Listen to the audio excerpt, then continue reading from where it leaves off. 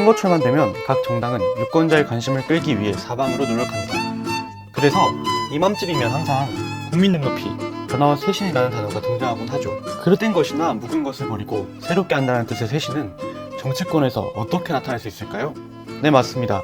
잘못되고 오래된 사람을 새로운 사람으로 바꾸는 게 가장 쉽겠죠. 인적 쇄신을 통해서 당의 얼굴을 바꾸고 새로운 느낌을 주려는 것이죠. 그래서 정당은 새로운 느낌을 주기 위한 좋은 방법 중 하나로서 청년 정치인, 젊은 정치인을 열심히 내세우곤 합니다. 기존의 정치는 다 썩어 빠졌고 일도 열심히 안 하는 것 같다고 의심하고 있는 유권자의 앞에 기존 정치판과는 아무런 상관도 없어 보이는 젊고 정의감에 불타면서도 열정과 능력이 있어 보이는 사람을 들여다 놓으면 이번에는 뭔가 다른가? 하고 우리에게 착각을 불러일으킬 수 있기 때문입니다. 그래서 각 정당은 특정 정치인을 발굴해서 영입하기도 하고 심지어는 전략 공천을 하면서까지 경쟁력 있는 청년을 데려오려고 노력합니다. 전략 공천이 무엇일까요? 여러분이 살고 있는 지역에는 국회의원이 있습니다. 이를 지역구 국회의원이라고 하죠. 그리고 정당에서는 선거를 앞두고 각 지역구별로 어떤 사람을 대표 선수로 내보낼 건지 결정합니다. 여기서 선택을 받는 사람을 두고 공천을 받았다고 하는 거죠. 공적으로 추천받았다는 느낌의 공천은 항상 경쟁이 어마어마합니다. 공천만 받으면 일단 반은 온 느낌이기도 하고 선거에서 당선되기 위해서는 꼭 공천을 받아야 하기 때문이죠. 그런데 일부 지역구에서는 공정하게 인기도와 경쟁력에 따라서 공천을 하는 것이 아닌 정당의 이익에 따라서 전략적으로 공천을 하는 경우도 있습니다. 쉽게 말해서 다른 사람과 경쟁하지 않고 바로 공천을 줘버리는 것이죠. 후보자 입장에서는 개꿀이겠죠? 우리는 이 개꿀을 전략 공천이라고 합니다. 전략 공천을 받게 되면 공천을 위한 경쟁을 하지 않아도 되기 때문에 후보자로서는 더 쉽게 선거를 준비할 수 있습니다. 그런데 분명 선거철에는 여기저기에서 젊은 정치인이 많이 영입해서 뭔가 바꿔보려고 하는 것 같기도 한데 그 중에서 선거가 끝나고 국회까지 들어오는 사람은 많이 보이지 않습니다. 그마저도 막상 국회에 들어오고 나면 원래 우리의 기대와는 다르게 기득권의 모습을 답습한 젊은 기득권으로 바뀌어버리는 것 같기도 합니다. 이번에는 뭔가 달라질 것 같았는데 국민들은 다시 한번 한숨을 쉬게 됩니다. 뒤통수를 얻어맞은 기분이 들기도 하죠. 이쯤 되면 몇몇 사람들은 의문을 품기도 합니다. 정치라는 게 뭐길래 이렇게 누굴 데려놔도 같은 모습만 보이는 거지? 왜 우리나라의 정치는 젊게 바뀔 수 없는 거지? 하고 말이죠. 이처럼 능력 있고 유능한 젊은 정치인이 탄생하지 못하는 이유는 무엇일까요? 우리 정치 구조에는 어떤 문제가 있는 걸까요? 오늘은 그 이유에 대한 여러분의 궁금증과 가려움을 시원하게 긁어드리는 시간을 가져보도록 하겠습니다. 본격적인 얘기를 하기 앞서서 먼저 통계를 보겠습니다. 이번 22대 총선에서 당선된 국회의원의 평균 나이는 56.3세였습니다. 행정안전부의 2024 대한민국 국민 평균 나이가 44.8세임을 고려하였을 때 이보다도 10살 이상 고령화된 국회가 만들어진 것입니다. 이러한 현상은 비단 22대 국회에서만 나타나는 것이 아니었습니다. 21대 국회의 국회의원 평균 나이는 54.9세였고 20대 국회에서는 55.5세였습니다. 그렇다면 젊은 정치인의 비율은 어땠을까요? 단순히 나이로만 따졌을 때 22대 국회에서 30대의 비율은 14명으로 전체의 4.7%였고 40대의 비율은 30명으로 10%였습니다. 둘을 합쳐도 15%도 되지 않는 수치인 거죠. 이처럼 우리나라 국회에서는 30대는커녕 40대만 되어도 젊은 사람 취급을 받게 되는 기현상이 나타나고 있습니다. 다른 나라들은 어떨까요? 그래도 좀 산다라고 하는 OECD 국가를 중심으로 살펴보겠습니다. 먼저 프랑스입니다. 프랑스는 상원과 하원으로 이루어진 양원제를 채택하고 있습니다. 쉽게 말해서 서로 다른 역할을 하는 두 개의 국회가 있는 셈이죠. 마치 중학교와 고등학교처럼 좀 더 높은 권력이나 권위를 가진 곳을 상원, 좀 더 일반적인 일을 하는 곳을 하원이라고 합니다. 그러니까 우리나라의 국회와 비교하기 위해서는 상원보다는 하원과 비교하는 것이 좀 더 맞겠죠. 그럼 프랑스 하원의 평균 나이는 49.3세였습니다. 그리고 덴마크 의회는 45.6세, 노르웨이 국회는 46.1세, 스웨덴의 국회는 46.7세, 독일 하원의 나이 역시 47.3세로 40대 국회를 구성하고 있었습니다. 물론 유럽은 정치가 먼저 발전하기 시작한 곳이기도 하고 민주주의도 더 성숙해 있으니까 당연히 우리나라보다 더 젊은 국회가 만들어져 있다고 생각하시는 분들도 계실지 모르겠습니다. 그럼 지금부터는 아시아 권역의 국가를 살펴보겠습니다. 먼저 싱가포르 국회입니다. 싱가포르 국회는 48.3세의 평균 연령을 보였고 호주는 51.7세의 연령을 가지고 있습니다. 가문에서 정치를 세습하는 것으로도 알려진 일본의 국회도 55.6세의 평균 연령을 갖췄다고 하니 한국의 국회는 아시아에서도 상당히 나이든 국회라는 오명을 피하기는 힘들 것으로 보입니다. 그럼 우리나라에서는 왜 젊은 정치가 만들어지지 못하고 있는 걸까요? 사실 우리나라도 젊은 정치를 시도했던 적이 있습니다. 그리고 그때의 역량이 아직까지 남아있기도 하죠. 우리나라에서 역사적으로 젊은 정치를 처음 강조하기 시작했던 것은 김대중 대통령이라고 할 수 있습니다. 지난 2000년 16대 총선을 앞두고 김대중 대통령이자 당시 새정치국민회의 총재는 청와대 출입기자 간담회에서 뜻있는 젊은 사람들을 정치권으로 많이 수혈해 새로운 기풍을 진작하는 차원의 정계 개편에 관심을 갖고 있다고 이야기한 게 그 시작이었죠. 그 결과 현재 더불어민주당의 전신인 새정치국민회의의 간판을 달고 1980년대 학생운동을 이끌었던 사람들이 대거 국회로 입성하기 시작했습니다. 그리고 당시로서 30대 국회의원이 탄생했죠. 임종석, 송영길, 우상호, 이인영 등의 386 세대가 이런 사람들입니다. 여기서 386이라는 건 어떤 의미일까요? 386 세대라는 것은 나이가 30대면서 80년대에 대학을 다녔고 60년대에 태어난 사람을 칭하는 1990년대에 생긴 단어입니다. 이들이 점차 나이가 들어서 40대가 되고 현재는 50대가 되었는데 그 때문에 이제는 이들을 향해 586 세대라고 부르기도 하죠. 네, 맞습니다. 한동훈 대표가 이번 22대 총선에서 전부 정계 은퇴시키겠다고 한 사람들이 바로 이 사람들입니다. 다시 돌아와서 민주당뿐만 아니라 현 국민의힘의 전신인 당시 한나라당도 이회창 총재가 경쟁적으로 신진 엘리트 영입을 외치면서 당시 43세의 원희룡 의원과 39세의 오세훈 의원이 탄생하기로 했습니다. 하지만 그 이후에는 청년 정치인의 탄생을 더 이상 보기 힘들어졌습니다. 더더욱 최근에는 정계 입문 13년 만에 39세로 국회의원에 당선된 이준석 의원을 빼면 그렇다 할 청년 정치인이 존재하지 않는 것 같기도 합니다. 자, 지금부터는 우리나라에서 청년 정치인이 탄생하기 힘든 이유를 세 가지로 나누어 분석해 보도록 하겠습니다. 첫 번째는 낙선에 대한 리스크입니다. 법조인 출신 정치인이 많은 이유와도 연관되는 첫 번째 사유는 선거에서 떨어진 청년들이 할 수 있는 일이 거의 없다는 점입니다. 정치인 중에서는 법조인이 많습니다. 그래서 선거에서 떨어진 법조인은 변호사 사무실을 개업하거나 로펌에 취직하기도 하죠. 그런데 변호사 자격증이 없는 젊은 청년은 선거에서 떨어져도 할 게 없습니다. 설사 취직을 하려고 해도 이미 얼굴과 이름이 너무 많이 알려져 있기 때문에 쉽지 않은 것이 현실이죠. 만약 다음 선거를 노리고 있다면 더더욱 취업은 선택지가 될 수 없을 것입니다. 이러한 점으로 인해서 젊은 정치인은 낙선하게 되면 앞으로의 생계를 걱정하지 않을 수 없습니다. 두 번의 도전을 시도하기에는 그 비용이 너무 비싸게 느껴지는 것이죠. 물론 예외는 존재합니다. 본인의 말주변이 좋거나 중앙 정치권에 아는 사람이 많다면 TV나 유튜브, 라디오에 게스트로 출연해서 출연료를 받고 정치 논객으로 활동할 수도 있겠지만 출연료만으로 먹고 살 만큼 넉넉한 돈을 벌 수 있는 게 아니고 그렇다 하더라도 이런 기회는 굉장히 극소수에게만 허락되는 것이 현실이죠. 따라서 낙선에 대한 리스크는 나이가 젊을수록 강하게 나타난다고도 할 수 있겠습니다. 그리고 이러한 낙선 리스크는 오늘날 똑똑하고 유능한 젊은이의 정치 참여를 제한하는 이유가 되었습니다. 유능한 사람의 입장에서는 이렇게 큰 리스크를 지고 정치에 꼭 참여해야 할 이유를 찾기 힘들기 때문이죠. 그리고 다른 직장을 찾으면 조금 적은 돈을 받더라도 안정적인 삶을 살 수 있는 것도 사실입니다. 그렇다 보니 젊은 후보가 나오더라도 그 수준이 상대적으로 부족한 것처럼 보이고 이는 다시 젊은 정치인에 대한 관심이 줄어드는 것으로 악순환이 이어지고 있는 것이죠. 다음으로는 청년 정치인이 정치에 입문하는 과정을 통해서 젊은 정치인이 나오기 어려운 구조적인 이유를 살펴보겠습니다. 일반적으로 정치에 연관이 없던 사람이 정치에 입문하기 위해서는 영입이라는 정당의 선택을 받아야 합니다. 아무래도 기존 정치권과 연결이 없던 사람에게는 어려울 수 있겠죠.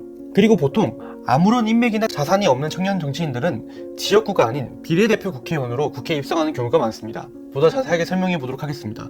먼저 지역구 국회의원이란 서울시 서대문구, 경기도 분당, 성남시 등 특정 지역을 대표하는 대부분의 국회의원을 칭하는 말입니다. 그런데 이렇게 되면 정말 돈 있고 빽 있고 능력 있는 사람들만 국회의원이 될 가능성이 높겠죠. 그래서 우리는 국회의 다양성을 높이기 위해서 비록 모든 부분에서 뛰어나지는 않지만 특정 분야 하나에서만큼은 전문성이 있어서 그 하나의 분야만큼은 정말 잘할 수 있는 사람도 국회의원을 시켜보고자 비례대표 제도를 만들게 되었습니다. 비례대표 시스템도 국회의원을 뽑는 것과 같이 1번부터 번호를 쭉 매겨서 순번을 정해준 다음에 선거에서 받은 지지도에 따라서 300명 중 총 46명을 뽑게 됩니다. 다양성을 높이기 위한 취지이기 때문에 청년이라고 전략 공천을 받게 되면 대부분 비례대표 공천을 받게 되는 것이죠. 그렇지만 이렇게 영입을 받아서 아주 잘 풀린다고 하더라도 비례대표 순번 경쟁을 피할 수는 없습니다. 앞번호를 받아야 당선이 유리하기 때문에 모두가 앞번호를 받기 위한 경쟁을 펼치고 있는 것이죠. 정말 운이 좋아서 10번 초반대 정도의 안정적인 번호를 받아야만 비례대표로 국회의원이 될 수 있습니다. 또 정치권 밑에서부터 스스로 성장하는 경우도 있습니다. 보통 구의원, 시의원으로 정치에 뛰어들어서 시의원, 도의원을 거쳐서 국회의원이 되는 케이스죠. 현재 국회의원 중에서도 아주 없는 케이스는 아니지만 이는 마치 바늘구멍을 통과하거나 사막에서 바늘을 찾을 만큼 희귀한 것이 사실이죠. 그리고 무엇보다 젊은 청년 중에서는 이런 경우가 거의 없다는 점이 문제입니다. 이건 왜 이런 걸까요? 정답을 알기 위해서는 정당이 공천을 하는 방법, 이른바 공천 시스템에 대해서 알아야 합니다. 지방의원을 뽑는 선거에 있어서 외관상은 모두 국민의힘 후보로 선거에 출마하지만 구의원, 시의원과 같은 지방의원에게 실제로 당 공천권을 주는 것은 국회의원이라고 할 수 있습니다. 보다 자세하게 들어가서 국회의원은 시의원의 공천권을 행사하고 시의원은 구의원의 공천권을 행사한다고도 볼 수 있겠습니다. 여기에는 여러 가지 이유가 있을 수 있겠지만 아무래도 자신의 지역구를 가장 잘 아는 사람은 그 지역구의 정치인일 수밖에 없기 때문에 어쩔 수 없는 것 같이 보이기도 합니다. 중앙당이 나서서 전국의 지방의원까지 다 관리할 수는 없기 때문이죠. 그런데 여기서 문제는 구의원인 청년 정치인이 한 단계가 높은 시의원이 되기 위해서는 자신을 공천해준 시의원을 낙선시켜야 한다는 점입니다. 아주 모순적이지 않나요? 정치에는 영원한 적도 친구도 없다고 하는 이유가 이것일지도 모르겠습니다. 물론 온갖 상황이 잘 맞아떨어져서 시의원이 자진해서 물러나거나 여러 이유로 정치를 못하게 되는 경우도 생길 수 있습니다. 그렇지만 정년이라는 게 없는 정치의 세계에서 이런 경우의 수를 운으로 뚫고 올라가는 것은 아무나 할 수 있는 일은 아니겠죠. 문제는 국회의원과 시의원 같은 사람들도 이러한 사실을 모르지 않는다는 점입니다. 따라서 이들은 자신보다 뛰어난 구의원을 미래의 자신에 대한 위협으로 생각할 가능성이 크겠죠. 상사보다 스포트라이트를 많이 받는 부하 직원은 반드시 상사의 질투를 유발할 수밖에 없듯 정치인이 공천을 줄 때도 이런 점을 당연히 고려할 수밖에 없겠죠. 이 이야기를 좀 더 과장하면 결국 국회의원은 자기보다 못한 사람에게만 지방의원 공천을 줄 수도 있다는 말이 되겠죠. 그리고 무엇보다 특정 지역구의 구의원으로 정치를 시작하는 사람은 그 지역에서만 정치활동을 할 수 있습니다. 예를 들어서 영등포에서 구의원을 한 사람이 다음 선거에서 갑자기 여의도로 지역구를 옮길 수 있을까요? 국회의원에 비해서 지역 주민들과 더 많은 소통을 하는 지방의원이 지역구를 옮긴다고 하는 것은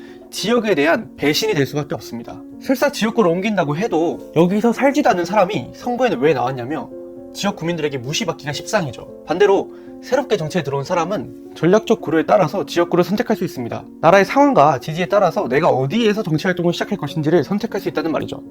그리고 이거는 당선 확률을 아주 높일 수 있는 중요한 변수가 될 수 있습니다. 이 역시 정치권에서 청년 지방 의원들의 성장을 막는 벽으로도 느껴질 수 있는 것이죠. 한편으로는 비례대표 순번이 나오지 않는 경우, 그리고 기타 등등의 여러 사유로 처음부터 지역구 국회의원이 되고 싶어하는 청년들도 많습니다. 그러나 문제는 이미 당선 확률이 높은 곳은 이미 치열한 경쟁이 벌어지고 있고 기득권의 정치인들이 자리를 잡고 있어서 공천을 받기가 상당히 어렵다는 점입니다. 정당의 입장에서도 잘하고 있는 노련한 정치인을 쳐내고 그 자리에 아직 아무런 검증도 되지 않은 청년을 앉혀야 할 특별한 이유가 있는 것도 아니죠. 이런 이유로 청년 정치인은 공천을 받더라도 이른바 살아 들어오기 힘든 험지로 공천을 받게 되는데, 기본적으로 험지는 한 정당의 지지세가 너무 강력하기 때문에 어떤 사람이 가더라도 당선이 되기 힘든 경우가 많습니다. 대구에서 민주당 후보로 나오는 경우, 그리고 광주에서 국민의힘 후보로 나오는 경우가 비슷한 사례가 될 수 있겠네요. 또 험지에 출마한 젊은 정치인으로 선거에 뛰어들게 되면 곧이어서 여러 가지 문제에 직면하게 됩니다. 험지는 특정 정당이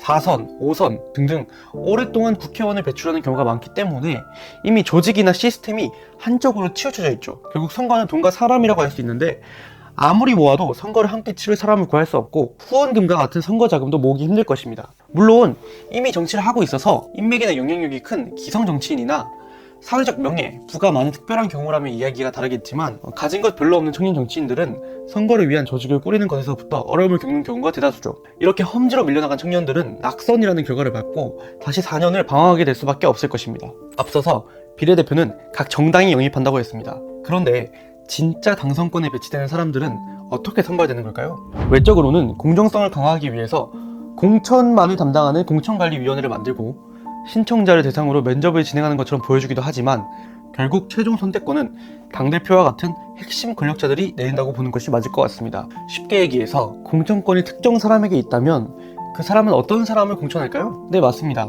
똑똑하고 소신 있는 사람보다는 앞으로 4년 동안 자신에게 충성할 수 있는 사람, 자기의 말을 잘 듣는 사람을 앉히려고 할 가능성이 높을 것입니다. 공천을 어떻게 하느냐에 따라서 앞으로 자신의 지지 기반이 달라지는 것이니까 권력자 입장에서는 어쩔 수 없는 일이라고 합리화해보기도 하죠.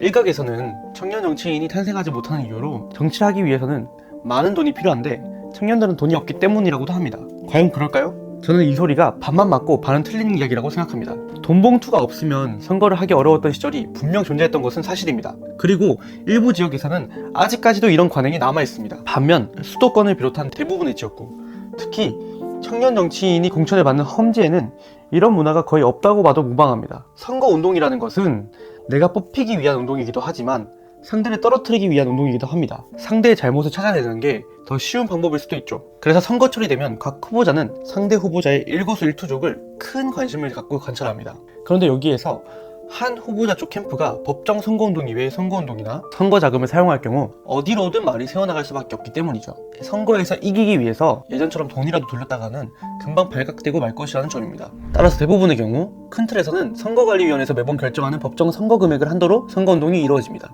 지역구 내 인구수, 읍면동의 개수 등에 따라 지역구별로 제한액은 달라질 수 있지만 이번 22대 선거에서 사용된 평균 법정 선거비용 제한액은 2억 1,864만 2천원이었습니다. 그리고 후보자들은 15% 이상 득표를 받을 경우 사용한 금액의 전액을 10% 이상, 15% 이하의 득표를 할 경우에는 사용한 금액의 절반을 돌려받게 됩니다. 그런데 통상적으로 공천을 받고 선거에 나가게 되면 양당제의 모습을 보이는 우리나라 지역구의 특성상 최소 15%는 획득하는 것이 당연한 것이라고 보는 게 합리적이겠죠.